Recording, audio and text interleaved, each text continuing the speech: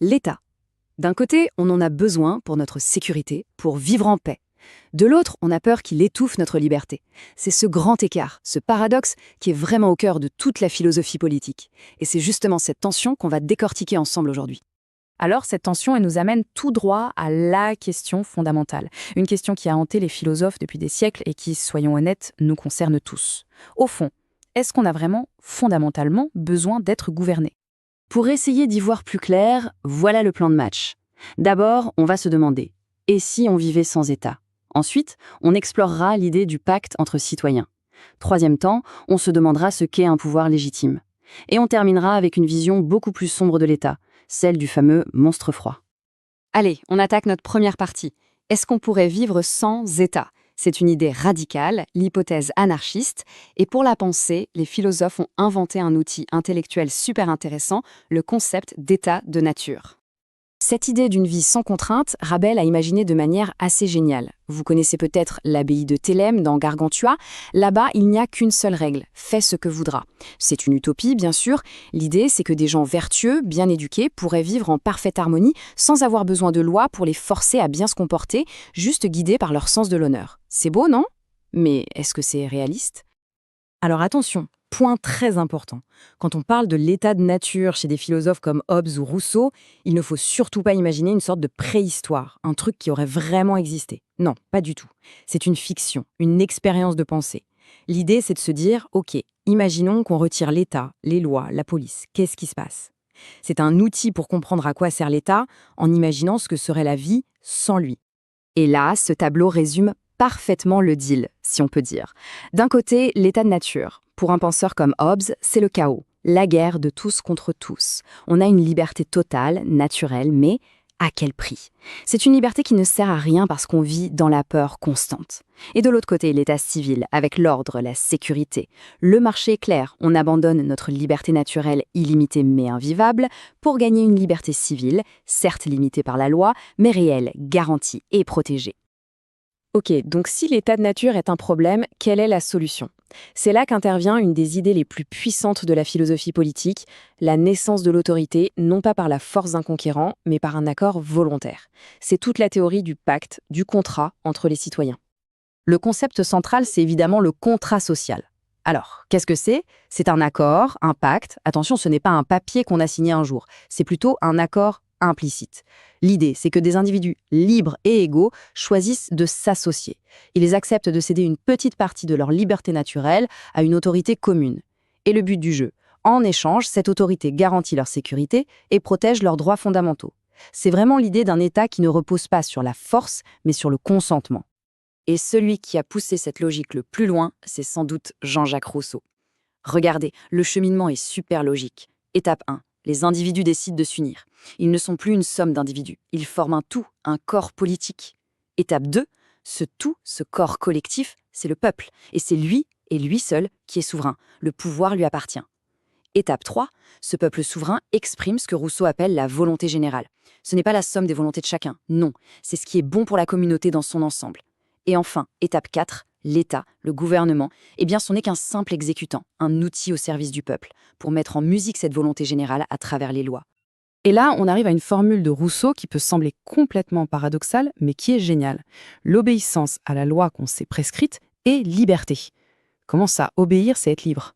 L'idée de Rousseau est subtile. Si la loi est l'expression de la volonté générale et que je suis membre du peuple qui a formulé cette volonté, alors, en obéissant à la loi, je n'obéis à personne d'autre qu'à moi-même. Je ne suis pas soumis à l'arbitraire d'un roi ou d'un tyran. Je suis soumis à une règle que j'ai contribué à créer. La contrainte de la loi, du coup, n'est plus l'ennemi de la liberté, elle en devient la condition même. Bon, c'est bien beau tout ça, on a créé l'État pour sortir du chaos, mais ça crée un nouveau problème, et un problème de taille. Comment on fait pour être sûr que cette machine hyper puissante qu'on vient de créer ne se retourne pas contre nous ? Comment s'assurer qu'elle reste juste, qu'elle ne devienne pas tyrannique ? Bref, qu'est-ce qui fait qu'un pouvoir est légitime ?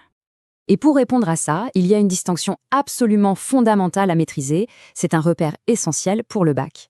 La différence entre ce qui est légal et ce qui est légitime. Ce qui est légal, c'est simple, c'est ce qui est conforme à la loi, point. Mais ce qui est légitime, c'est beaucoup plus profond. C'est ce qui est juste, ce qui est en accord avec un idéal de justice, avec les droits fondamentaux. Et attention, les deux ne coïncident pas toujours. L'histoire est pleine d'exemples de lois qui étaient parfaitement légales, mais monstrueusement illégitimes. Le penseur Erich Fromm nous donne une analogie hyper parlante pour comprendre ça. Il oppose deux types d'autorité. D'un côté, l'autorité rationnelle. Pensez à la relation entre un prof et un élève. L'objectif du prof, c'est de rendre l'élève autonome, de l'aider à grandir, leurs intérêts convergent. Et de l'autre, l'autorité irrationnelle. Là, c'est la relation maître-esclave. Le but du maître, c'est d'exploiter l'esclave, leurs intérêts sont opposés. Voyez l'idée ? Un État légitime, c'est un État qui fonctionne comme le prof, pas comme le maître. Alors, concrètement, comment on met des garde-fous ? Les philosophes ont pas mal planché sur la question. Il faut déjà le respect d'une loi fondamentale, une constitution. Il faut, comme le dit Rousseau, que l'État soit toujours l'expression de la volonté générale. Il doit servir le bien commun, comme le martelait Locke. Et puis, il y a le mécanisme sans doute le plus célèbre, celui de Montesquieu, la séparation des pouvoirs. L'idée est simple mais géniale. On divise le pouvoir, législatif, exécutif, judiciaire, pour qu'ils se contrôlent mutuellement. Comme ça, le pouvoir arrête le pouvoir. Mais même avec tous ces garde-fous, le risque demeure. On va maintenant aborder le côté obscur de l'État. Que se passe-t-il quand le protecteur se transforme en oppresseur ? C'est là qu'on rencontre une des critiques les plus féroces, incarnée par l'image du monstre froid. Et pour comprendre cette critique, il faut partir d'un constat, d'une sorte de loi de la psychologie politique formulée par Montesquieu lui-même. C'est une expérience éternelle que tout homme qui a du pouvoir est porté à en abuser. C'est terrible, mais c'est lucide.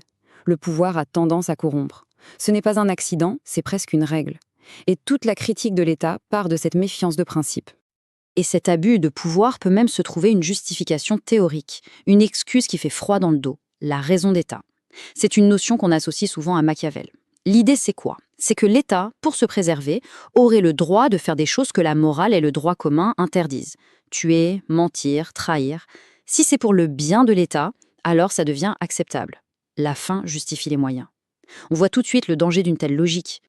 Mais la critique la plus virulente, la plus poétique aussi, vient sans doute de Nietzsche. Écoutez bien cette phrase. « L'État, c'est le plus froid de tous les monstres froids.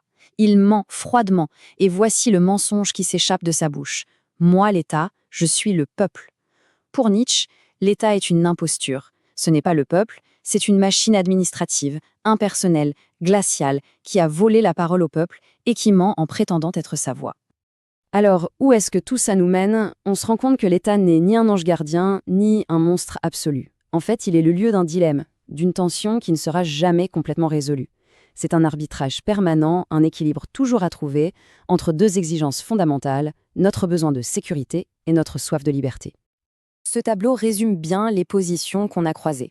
D'un côté, vous avez un Hobbes pour qui l'État, c'est avant tout un rempart contre la violence. Un Rousseau qui y voit l'expression de la volonté générale. Et même un Spinoza pour qui la vraie fin de l'État, c'est la liberté. Et de l'autre côté, à l'extrême opposé, vous avez Nietzsche, pour qui l'État n'est rien d'autre que ce monstre froid. On voit bien que les débats est loin d'être clos. Alors, que faire ? La conclusion de la plupart des penseurs, ce n'est pas qu'il faut détruire l'État, ce serait revenir au chaos de l'état de nature. Non, la solution, c'est de le limiter, de le contrôler. Et pour ça, il y a des outils. Ce que des sociologues comme Durkheim appellent les contre-pouvoirs, la presse, les syndicats, les associations, des corps intermédiaires qui empêchent l'État d'avoir un pouvoir total. Il y a aussi le droit, parfois le devoir de désobéissance civile, comme l'a pensé John Rawls, quand une loi est profondément injuste. Mais au final, le garde-fou ultime, c'est la vigilance de chacun, la vigilance citoyenne.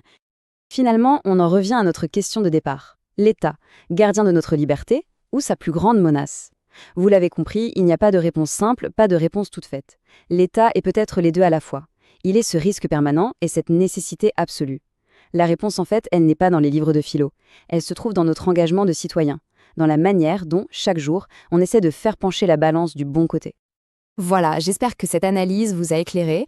Si ce type de réflexion vous intéresse et que vous voulez en voir d'autres, n'hésitez pas à soutenir la chaîne. Merci beaucoup pour votre écoute.